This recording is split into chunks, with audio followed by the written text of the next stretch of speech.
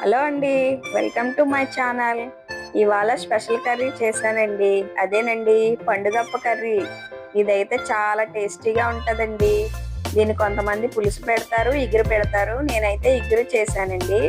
దీంట్లో బాగా ముళ్ళు తక్కువ ఉంటుంది. నేనైతే దీన్ని టేస్ట్ చేస్తున్నానండి. కర్రీ అయితే చాలా కలర్ఫుల్గా వచ్చిందండి. దీంట్లో ముళ్ళు కూడా లేదు, చూసారుగా. ముక్క అయితే చాలా సాఫ్ట్గా ఉడికిందండి. నేనైతే దీన్ని టేస్ట్ చేస్తున్నాను, ఎలా ఉందో చెప్తాను. చాలా బాగుందండి. కర్రీ అయితే బాగా కుదిరింది. అమ్మాస్ తెలుగు కిచెన్కి స్వాగతం అండి. ఈ కర్రీ కావాల్సిన పదార్థాలన్నీ చూపిస్తాను, చూసేయండి. ముందుగా పండుగప్పు అయితే ముక్కలు కట్ చేసుకొని బాగా క్లీన్ చేసుకుని పక్కన పెట్టుకోవాలి. దీనికి మసాలా కావాలి కదా. మసాలాలు అయితే 2 స్పూన్లు ధనియాలు, 2 స్పూన్లు జీలకర్ర, 4 లవంగాలు, 3 యాలక్కాయలు వేసుకోవాలండి. కొంచెం దాచిన చెక్క ముక్క. కొంచెం మసాలాలన్నీ తీసుకుని పక్కన పెట్టుకొని కొత్తిమీర, ఉల్లిపాయలు, పచ్చిమిర్చి కట్ చేసుకుని పక్కన పెట్టుకోవాలండి. ఈ మసాలాలు ఒకసారి మిక్సీ వేసుకుని కచ్చాబిచ్చగా అదే మసాలాలో ఉల్లిపాయలు కూడా వేసుకుని పేస్ట్ చేసుకోవాలండి. ఈ ఉల్లిపాయ పేస్ట్ చేసి పక్కన పెట్టుకొని స్టవ్ మీద కళాయి పెట్టుకుని కళాయి వేడెక్కాక ఒక 5-6 స్పూన్లు ఆయిల్ వేసుకోవాలి. ఆయిల్ వేడెక్కాక మనం పేస్ట్ చేసి పెట్టుకున్న ఉల్లిపాయ ముద్ద ఉంది కదా, అది వేసుకోవాలి. దాంట్లోనే 4 పచ్చిమిర్చి కూడా వేసేసుకుని ఈ మసాలా ముద్ద అంతా పచ్చివాసన పోయేదాకా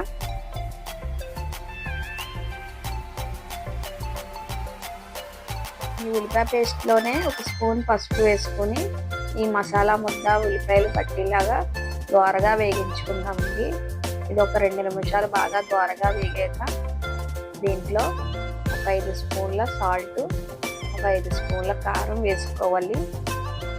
నాన్ వెజ్ కర్రీలో కొంచెం కారం ఎక్కువే వేసుకోవాలండి, నీసు వాసన రాకుండా ఉంటుంది. తర్వాత కారం చూసి సరిపోతే వేసుకోవచ్చండి. నేనైతే ఒక 5 స్పూన్లు వేసాను.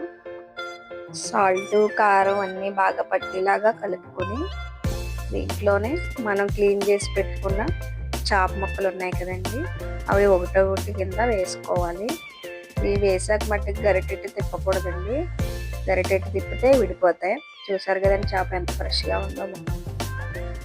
ముక్కలన్నీ వేసిన తర్వాత గరిటె పెట్టి తిప్పకుండా దాకనే రౌండ్గా తిప్పుకుంటూ చేప ముక్కలకి ఉప్పు, కారం, మసాలా అన్నీ పట్టేలాగా దాకనే రౌండ్గా తిప్పుకుంటూ ఇవన్నీ కలుపుకున్నాక ఒక గ్లాస్ వాటర్ అయితే వేసుకోవాలండి.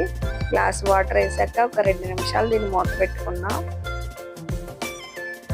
ఈలోపు ఇది కర్రీలోకి ఒక 15 వెల్లుల్లి రబ్బలు, 1 స్పూన్ జీలకర్ర తీసుకుని మసాలా ముద్ద అయితే చేసుకున్నామండి.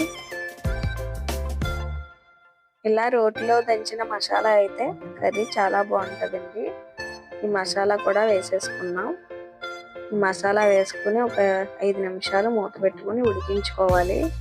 దీంట్లో అసలైంది ఏంటంటే కొత్తిమీర వేసుకోవాలి కదండి. చేపల కూర అంటేనే కొత్తిమీర కదా దాని టేస్ట్. కొత్తిమీర కూడా జల్లుకున్నాం. కొత్తిమీర వేసాక ఒక 2 నిమిషాలు అయితే మూత పెట్టుకుని దీన్ని ఉడికించుకోవాలండి. 2 నిమిషాలు అయితే అయిపోయింది. కూర అయితే దగ్గరగా అయింది. గ్రేవీ అంతా దగ్గరకు వచ్చింది.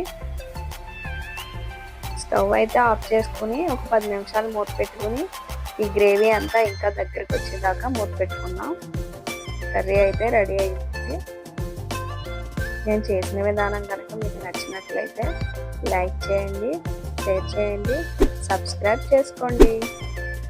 మీకు ఇంకేదైనా స్పెషల్ కర్రీ కావాలనుకుంటే కామెంట్ చేయండి. నేను కంపల్సరీ ట్రై చేసి మీకు చూపిస్తాను.